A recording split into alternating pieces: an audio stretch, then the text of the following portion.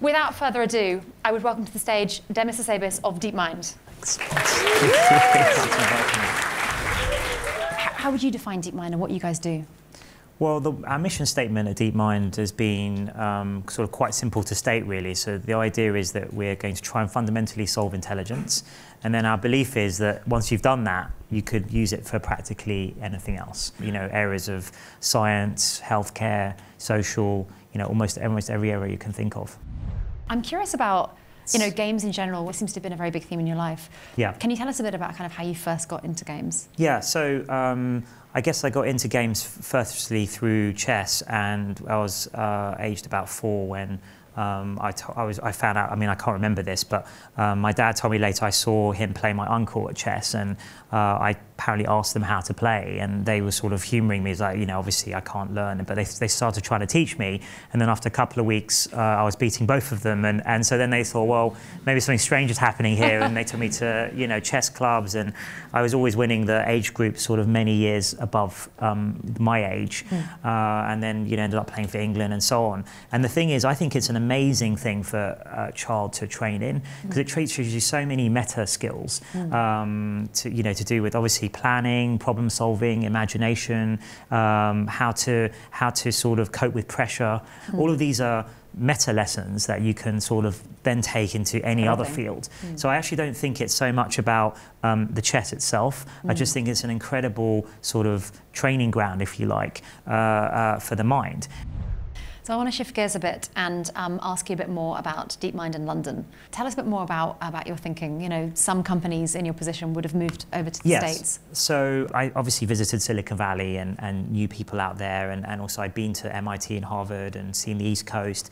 And there is this view over there that like, you know, these kind of deep technology companies could only be created in Silicon Valley. Certainly back in 2010, that was definitely the prevailing view. And it was a funny story, like our first major investor was Peter Thiel's fund, Founders Fund.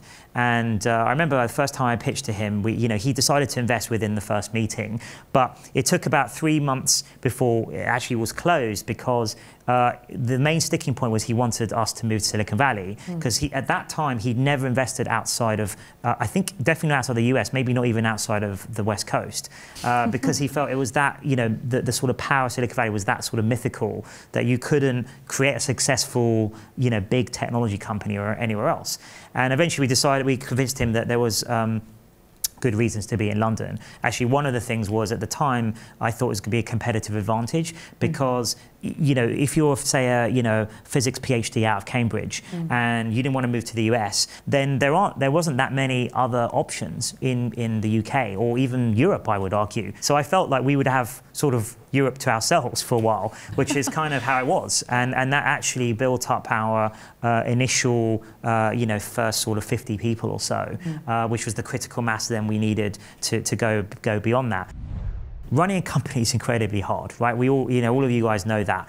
But it actually doesn't really matter if your idea is a smaller idea or a really big idea. It's still just as hard. So, and actually, there's a lot of advantages about it being a bigger idea in terms of exciting, co-founders and top talent, getting investors excited, and also for you yourself when things get hard. If you're actually tackling a really big problem that really is important to you personally, but also important to the world, I think that can get you through a lot of hard times. So I would actually say it's sort of counterintuitively, like going for a bigger idea actually can sometimes be easier. So that was one thing. Second thing is, one thing I kind of imported in my own thinking from Silicon Valley, even though I wasn't building the company there, was their level of sort of ambition and sort of bravado in some ways. So when my first company, we would raise a little bit of money and we'd be like very British about it. So like, oh, we'll raise like a couple 100,000, $500,000, like small raise, and then we'll have some milestone and we'll wait to prove that out before we even dare to talk about another raise, because we hadn't done what we had said yet. But that's not the way that the big the kind of US companies that ended up being successful, they're always always raising. They're raising like million, you know, they're going for big raises all the time, right? And I just sort of realized that actually that's a self-fulfilling prophecy, because obviously if you've got all of that money and that runway and that leeway, you've got much more time to figure out how, you know, correct your mistakes. So you actually, in the end, you end up becoming more successful, partly because you projected more success. So it's this weird thing of like just being a little bit more ambitious and brave about you know what you're claiming to do and what you're doing. Not go into kind of hype, because that doesn't help, but actually just in terms of projecting the ambitions of what you're going to try and do. And obviously it helps if you're starting with a big idea that really matters.